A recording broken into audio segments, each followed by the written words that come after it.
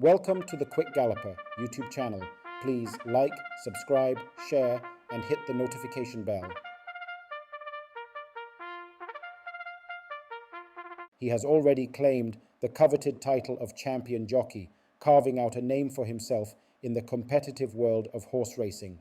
Known for his remarkable skill and tenacity on the track, Dane Dawkins has garnered acclaim riding in Canada. Now, during the winter months in his homeland, Dawkins reflects on his journey through the highs and lows of his racing career.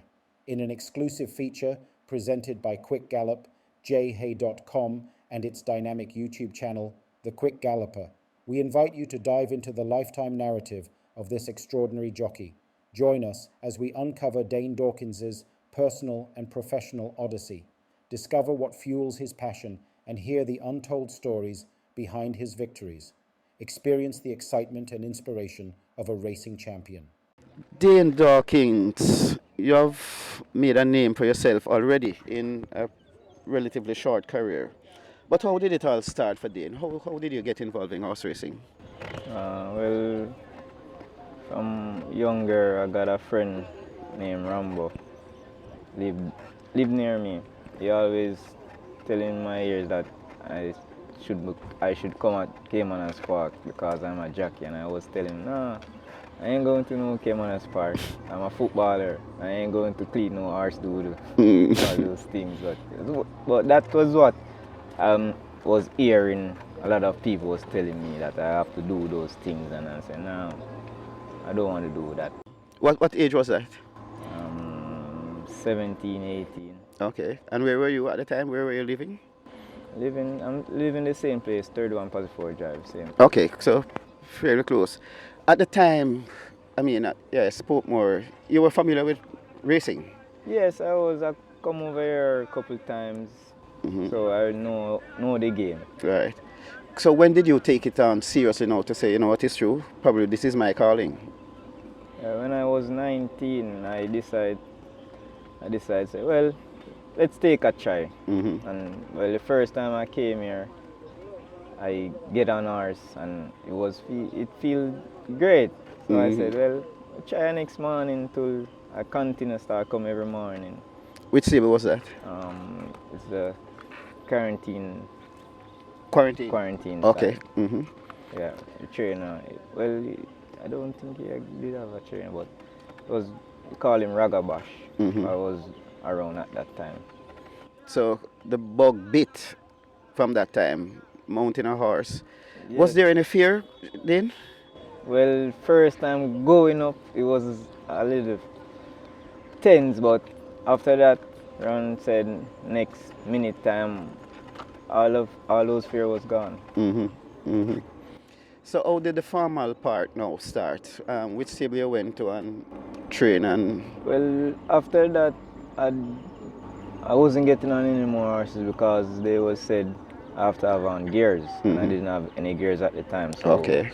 I was out for like 7 months till my same friend Rambo said, you got a trainer that know everyone where I come from and know my family and things. So I said, all right, let's go. Then he bring me to Jockey, that's Patrick Lynch. Yeah, and from there, everything started. Okay, what year was this? 2012, yeah, 2012. 2012. Okay, so you were at Jockey learning the rudiments of the sport. How was that? Well, it was a little hard, because remember I didn't really know nothing. So he teach me a lot. First thing, he teach me how to sit on horses, how to set my composure on the horse and all those things. And it gradually developed? Yeah, it gradually developed till I started to go on the track.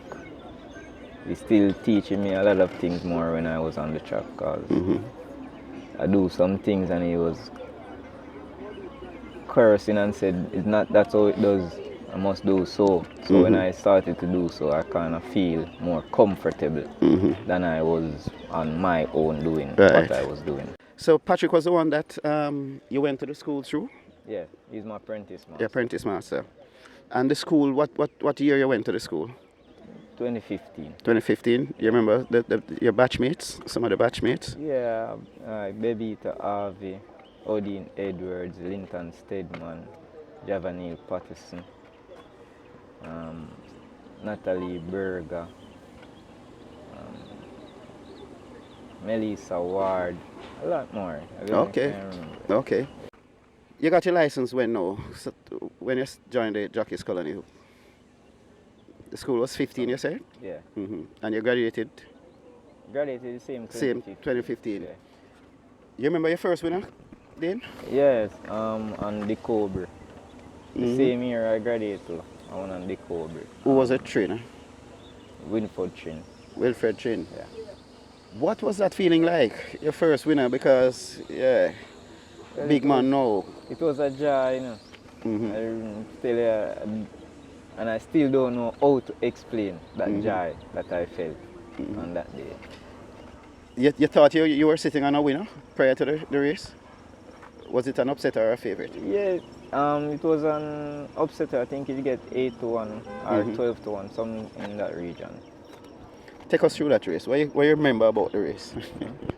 Well, I only remember that when I leave the gate, I hustle him out. And by the time I reached the 3 furlong, I was third.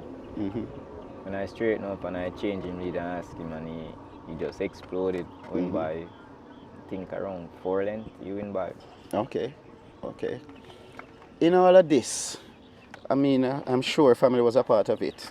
How the family felt about that first win and to know that you are now on track to doing what you want to do?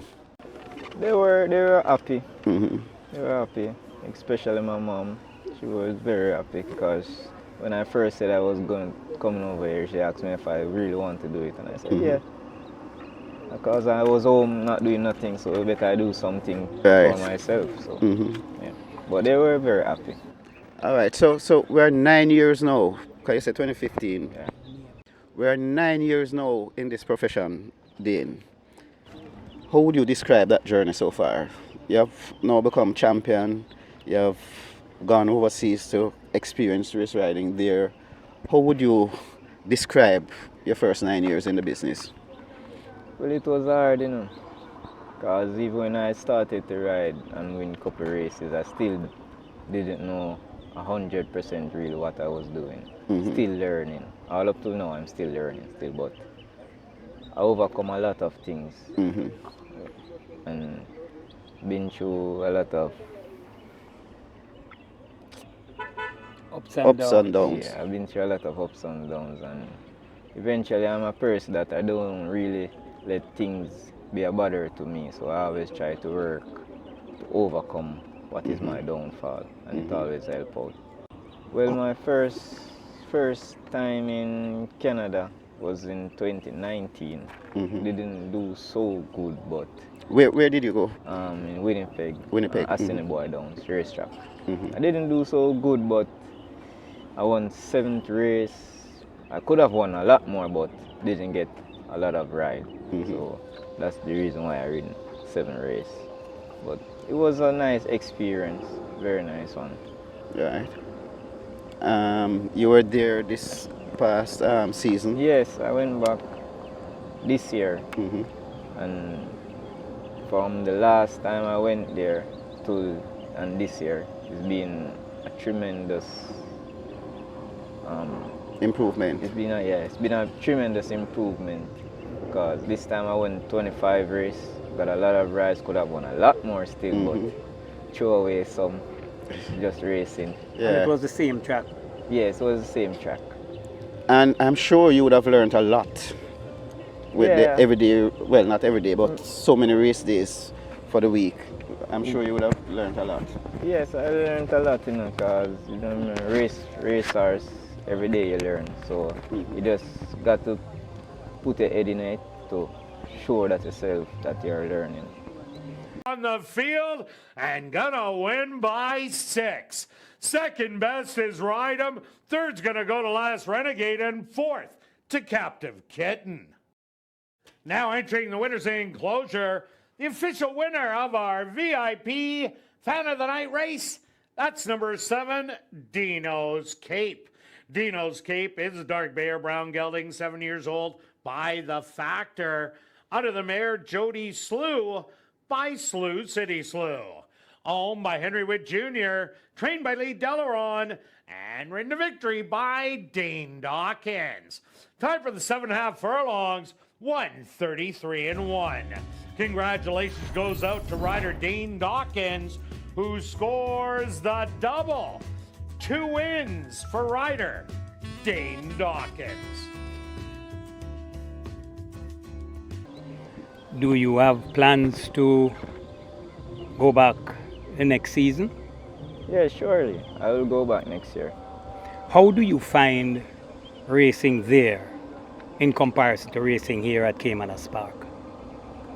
Well, for me, it's a little bit harder at the moment because I realized like the more I went there and trainers and owners see what I can do, it would more better for me. So it's a little harder there at the moment. You just said that you learn every day more and more, and that's the nature of this kind of sport. I'm not sure if you would argue with me if I were to say, since you have been back, to me you're the best rider here. Yeah, I mean your timing is impeccable. Yeah, you lose a couple here and there, but generally speaking, your timing, your placement, everything just on point. Would you agree with that? Yes, I totally agree. Well, it's not really said, as well say, every day we learn, but it's always in me, you know. But sometimes you just have to have the horse to really produce what you really want to do on the horses. Mm-hmm. You won the championship a couple years ago. For every rider, winning classics and championship, that is their ambition. I mean, how overjoyed were you to have put a notch on that belt to say I'm champion? Because that can't change in history again. Yeah. That will never change. You have been champion. I was very happy, you know. Very, very happy. All up till now, I'm still glad for that championship. Mm-hmm. I did a lot of hard work in that year. After the year at 5 o'clock in the morning, sometime I leave at like 9:30, 9 o'clock. So it was totally just bare hard work. Mm-hmm. Mm-hmm. So winning championships, you have won a lot of big races as well. Tell us some of the major ones that stand out to you. Well, the Jamaica Derby, that's the most important one with Atomica. With Atomica. Mm-hmm. Yeah. And I have to thank the owners, Mr. Dan Webby and trainer Gary Sabrat, and also the groom. And especially, that would have been nice, especially with the rivalry with Blue Vinyl. You know, because that horse had beaten you, I think, the race before, which was the St. Ledger. The St. Ledger. Yeah. Right. And you turn the tables on your good friend here. Tell us about that derby in particular, because the fact that you got beat the race before, but it was expected to be competitive and you blew it out the water. Yeah, it was because when I lose the St. Ledger, Radish Roman was mouthing me and said, Derby gone to him, Triple Crown and all these things. And I said, okay then, let's see then. Because I really know what really take place in the St. Ledger to cause my horse to lose. So me and the trainer and the owner will just sit and we'll discuss what we're going to do. And everything worked out fine. Yeah. The crowd is on its feet and they're off for the 2022 running of the BetMakers presented Derby, and the filly Atomica gets away well. So too Blue Vinyl as they make their way up now toward covering the first furlong. Blue Vinyl just the leader, Atomica right there in the center. Over toward the far side, Brinks is running prominently. Monsieur Blue is pasted to the rail. Brainsville, the grey and the yellow sleeves with them at the far side. Prince Sanjay is racing nearest to us. Sunny T and Chippy joining that one. The head cornerstone toward the back, and last of all, it's Rum Puncher. But they pass us for the first time and make their way now toward the mile, and Atomica gets the position she wants. She leads up from Brinks. Blue Vinyl settled just in behind them in third. Sunny T and Chippy is racing off the rail 3 wide. Monsieur Blue against it. Morimoto tucked in between horses. Sunny T and Chippy makes ground just about 5 lengths off that lead. Rainsville the Grey comes next, taken off the fractions. The head cornerstone is a further 2 lengths back. Rum Puncher is next, and the last of all, it's Prince Sanjay, probably outclassed as Atomica runs away now toward the final 6 furlongs. Atomica out in front by just about 2 lengths. Making her way now toward the 6. Brinks is chasing 2.5 to 3 lengths back and racing in a second. Blue Vinyl is edging closer as they go past the 6. A gap opens up to Morimoto. Sunny T and Chippy, they're stringing out. Rainsville races in behind him. Then Monsieur Blue in the blue colors. The head cornerstone races ahead of Rum Puncher, and Prince Sanjay remains firmly planted at the back. They've left the 5 in the Derby and run toward the half mile. The tempo should now quicken up, and Atomica has the lead. Blue Vinyl has made good progress and is now only a length and a half down as they leave the half mile. A gap of 5 to Brinks looking out of it. So too Morimoto. Rainsville is way behind them with Sunny T and Chippy and the head cornerstone. Prince Sanjay has made some ground. Rum Puncher and Monsieur Blue trail the field, but the leaders have left the 3 and come toward the 5/16th, and Atomica seeks her revenge. She holds the lead. Can Blue Vinyl reel her in? Brinks is surprisingly making late progress, but Atomica is into the lane. She has left the quarter pole behind. Blue Vinyl making hard work of it. Over on the rail, that's Brinks and Atomica. She continues to hold the advantage. Dane Dawkins using the stick in the left hand, and now she begins to drift off a true line. Blue Vinyl has to do more. Brinks is over on the rail. It is Atomica. She has had her revenge. She has turned the tables and proves to be the best 3-year-old in the land. Atomica wins it for the Oak Ridge Farms. Atomica wins, and wins handily. Brinks is second. Blue Vinyl is third. What kind of horse is Atomica? She's a special horse, very special horse. Is that your favorite horse? Yes, it's my favorite horse. At least she have to be, cause I won the Portmore, the Guineas, the Jamaica Cup, the Derby. She made me achieve a lot. So it's got to be my best horse.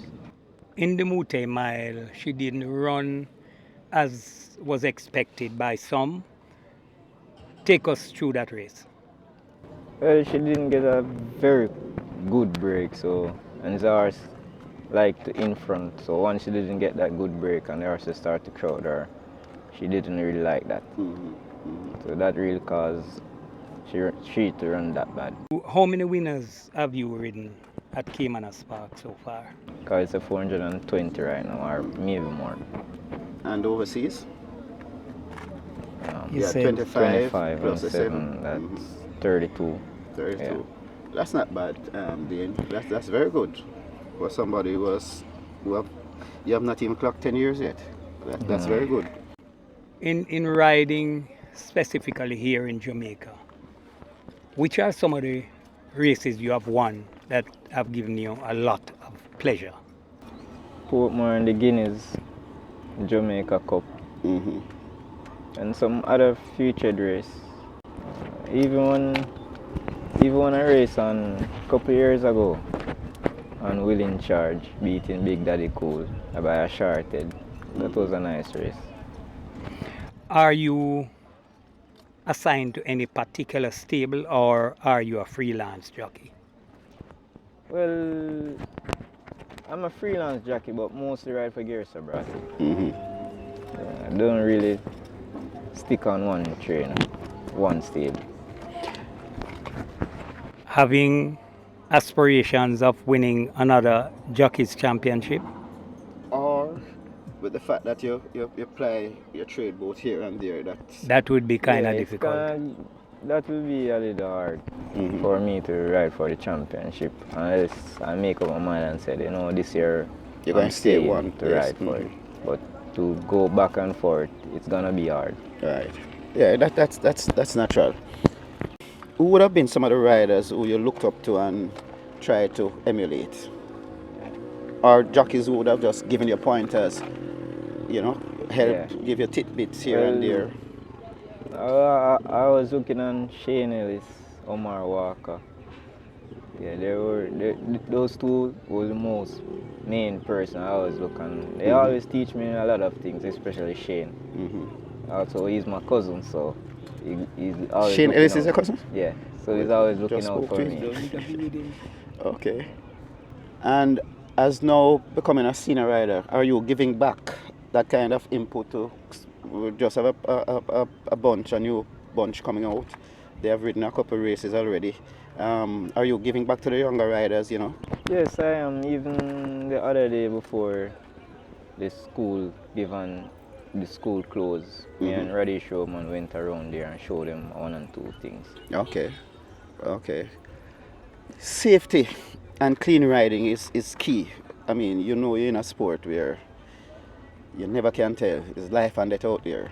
It is so important. Anything can happen. It can be a career. How important is it for us to, or for you guys to be clean and safe in riding? It's very important, you know, although sometimes a little accident happen out there, most of the time it's not really the jockey fault. You always just react to something and the jockey try to correct him and couldn't correct, and that caused an accident. So we always try to ride safe out there, because remember, all of us have life out there, and it's a life and death game. So we just always have to try to ride safe. And on a race day, the crowd seemed to react when some of you guys, yourself, Foster, Radish, and so on. How do you enjoy the crowd here as to the crowd abroad? Abroad, it's more different, you know. Abroad, when you win a race or you don't win a race, people still congratulate you. Here, you ride a race and you lose, the whole crowd against you. But they are talking because they gambled and lose their money, so you can't really blame them. But abroad, you're more comfortable when you're abroad. What about the racetrack The racetrack, yeah, the racetrack is good. in comparison to here? Well, it's a bit smaller than here, but have more excitement on the racetrack than here. You are a sponsored rider here at Caymanas Park. Who is your sponsor? My sponsor is 876 Spring Water. Yeah, best water to drink, so you can start order and drink. Then, what do you prefer? I know sometimes it's dictated by the horse you're riding, but you have some riders who prefer to go in front and pace from there. Some who like to stalk. Some like the Hubert Bartley like to bring them from behind. Again, we know the horses dictate, but what do you prefer? If Well, there's a preference. you got to ride a horse to how it runs, you know. So if it's a up front horse, you got to ride him up front. If it's a run-on horse, you got to ride him. But I mostly like to ride a run-on horses. I can set my own pace and come in the straight. They're off and racing. Linstead Market misses it and is racing at the back of the field as this field dashed toward the 6 furlong point, and the Dark Matters now goes on. It's Dark Matter in front of Tornado Steel Racing in second. Solace watches them from third, right there in fourth. They're joint fourth. Right against the rail, that's Papidon. Then comes Kellen. About 3 lengths before we come to Mila K, overtaken by Linstead Market. Right in the mixed also there, that is a Sweet Burn. About 3 lengths before we come to Valley of Love. Then comes the slow starting Bomb Night, and racing at the back of the field, that Sea of Blue. They head to on the 3 furlong point, and it is Tornado Steel on that lead. Dark Matter tracking Tornado Steel. Solace watches them from third. Then comes Linstead Market. Papidon comes next. Kellen overtaking Kellen. That is Mila K. They're at the top of the lane. And Tornado Steel still in front. Here comes Solace splitting horses right against the rail, and now Solace and Tornado Steel fighting it on, and now Solace looks to have the lead from Tornado Steel. Mila K comes running on, also come running on the outside. That is Sweet Burn, but it is Solace and Roger Hewitt in front. Here comes Mila K flying on the outside. Solace in front. Mila K coming on sharply. Solace and Mila K just ahead of Solace. Then comes Sweet Burn, Papidon. Thank you for watching another video produced by the team from quickgallopjaya.com and its YouTube channel, The Quick Galloper. Please stay on the channel for other enlightening videos on those involved in local horse racing. Please like, subscribe, and press the notification bell.